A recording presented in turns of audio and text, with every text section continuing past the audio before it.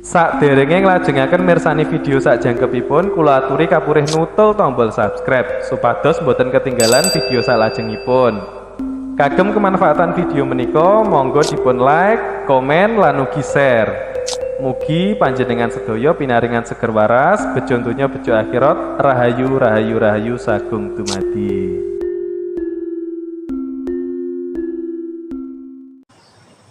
Matur sembah nuwun, salam rahayu. Pada kesempatan kali ini kita akan membahas tentang apa itu khodam. Karena banyak yang bertanya kepada saya tentang apa itu khodam, kenapa orang-orang itu pengen punya khodam, dan apakah benar dalam benda-benda pusaka itu ada khodamnya. Kita akan bahas, tapi jangan lupa like, subscribe, dan share agar channel ini kedepannya bisa bermanfaat dan kita bisa saling berbagi pengetahuan antara satu dengan yang lainnya. Khodam adalah diyakini jin pembantu, yaitu bangsa jin yang membantu manusia. Sebenarnya dalam konsepnya tidak ada jin itu membantu manusia. Kan jin disuruh menyembah manusia saja tidak mau. Suruh bersujud pada manusia itu tidak mau. Apalagi membantu. Jadi khodam itu sebenarnya hasil dari pemikiran kita masing-masing. Yang menciptakan khodam siapa? Diri kita. Dari rasa yang kita miliki. Karena kita merasa memiliki. Kalau boleh jujur, sebenarnya yang namanya khodam itu tidak ada. Karena tidak ada bangsa jin itu membantu manusia. Tugasnya jin itu menggoda, bukan membantu. Ada yang bilang punya khodam harimau lah, naga lah. Tetapi mereka sendiri tidak tahu keberadaan khodamnya, tidak tahu wujudnya sebenarnya. Karena apa? Itu hanyalah rasa yang dirasakan oleh orang yang memiliki tersebut.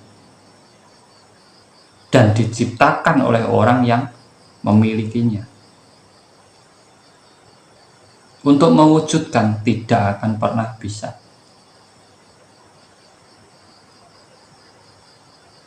Karena sesuatu yang gaib dalam diri manusia saja, rasa kita itu gaib.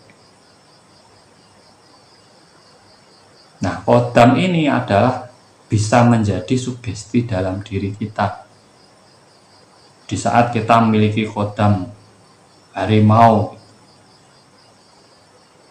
keberanian kita akan meningkat. Dan bahkan ada yang bilang dimasuki khodam ini. Sebenarnya itu adalah mensugesti diri yang dimasuki itu. Kalau khodamnya tidak ada, makanya saya mendefinisikan khodam itu adalah hasil dari karya pemikiran ataupun rasa kita sendiri. Karena tidak bisa dibuktikan. Walaupun ada yang mau merasakan khodammu apa, khodammu ini. Dia hanya berbicara, dia tidak akan pernah bisa membuktikannya. Benda-benda pusaka pun seperti itu.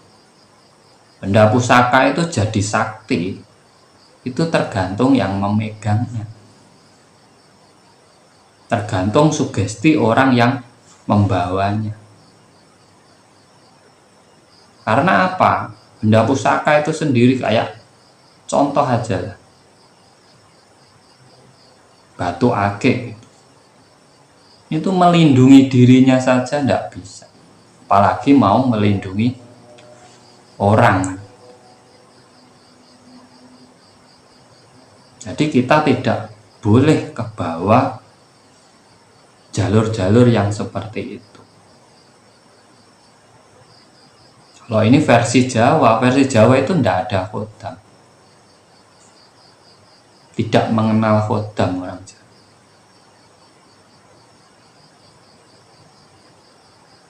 Yang dikenal dulu adalah leluhur, itu pun masuknya dalam jiwa leluhur, dan langsung direalisasikan, dijalankan lewat tingkah laku kita dalam sehari-hari.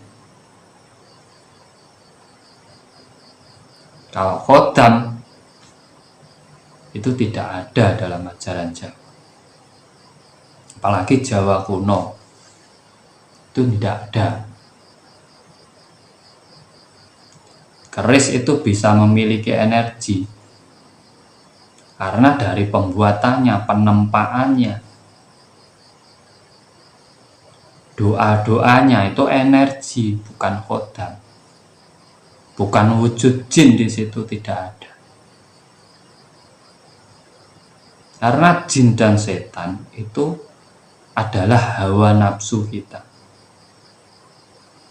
dan yang membentuk itu adalah diri kita sendiri. Di saat kita merasa kita ciptakan sendiri, sehingga kita bisa memberi dia nama, ini harimau, ini naga, ini itu karena dari kita. Energi alam itu bisa diwujudkan dalam bentuk apa saja, tergantung yang mewujudkan.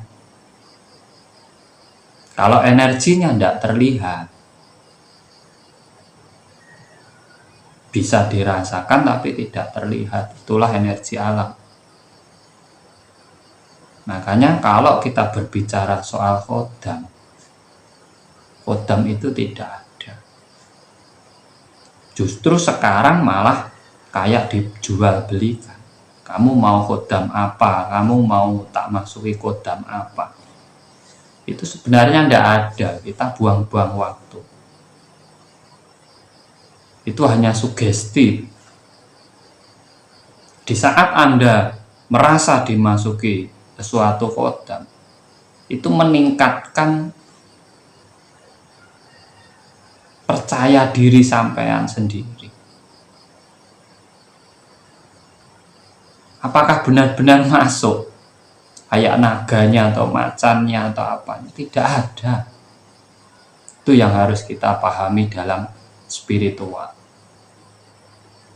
agar kita tidak mudah terombang-ambing, tidak mudah terbawa sesuatu yang sebenarnya tidak akan membawa kita ke ranah yang baik. Karena spiritual itu adalah kesadaran diri, sedangkan khodam itu halusinasi, jauh, jadi melencengnya jauh. Karena orang-orang yang sudah memiliki kesadaran diri yang tinggi itu sudah tidak membutuhkan pusaka apa-apa dalam hidup. Karena orang yang sudah mencapai tingkat spiritual yang tinggi itu justru dia merasa tidak mempunyai apa-apa, tidak memiliki daya apa-apa, tidak memiliki kesaktian apa-apa, hanya menjalankan kodrat dari Tuhan sebagai manusia seutuhnya, menjalani kehidupan setakat ataupun sesuai kodrat menjadi seorang manusia. Disitulah malah justru letaknya spiritual. Kalau masih memburu kesaktian, khodam, itu belum sampai spiritualnya. Itu masih pelajaran olah rasa. Kita hanya pandai merasa.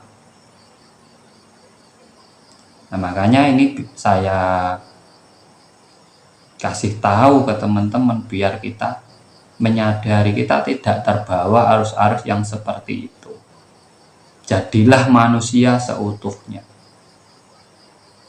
Tidak ada jin yang membantu manusia, karena tugasnya jin dan setan adalah menggoda manusia. Lewat apa? Lewat rasa kita, mengombang-ambingkan pendirian kita. Itu tugas jin dan setan. Perlu dipahami, tidak perlu sampean percaya kata-kata saya, tapi pikirkan dan pahami. Tidak ada sesuatu yang lebih berharga daripada anugerah Tuhan yang sebenarnya dalam diri kita, yaitu hidup kita. Dan dalam hidup kita Tuhan sudah membekali sebuah pusaka yang tidak dimiliki oleh makhluk yang lainnya, yaitu akal pikir kita. Gunakan sebaik-baiknya dalam menjalani kehidupan sesuai dengan kodrat yang ditentukan. Kalau seperti kita, yaitu sebagai manusia, kita harus pandai memanusiakan manusia yang lainnya agar kita dianggap manusia oleh manusia yang lainnya. Kalau masalah kodam, masalah jin pendamping, masalah itu hanyalah halusinasi, kalau sugesti dalam diri kita sendiri yang sebenarnya tidak ada, kita ada-adakan sendiri. Dan kita bikin dari energi kita, energi alam, sampai bikin seperti itu. Semoga bermanfaat. Apabila ada kurang lebihnya ataupun menyinggung penjelasan saya buat panjenengan, saya mohon maaf yang sebesar-besarnya. Salam rahayu buat semuanya.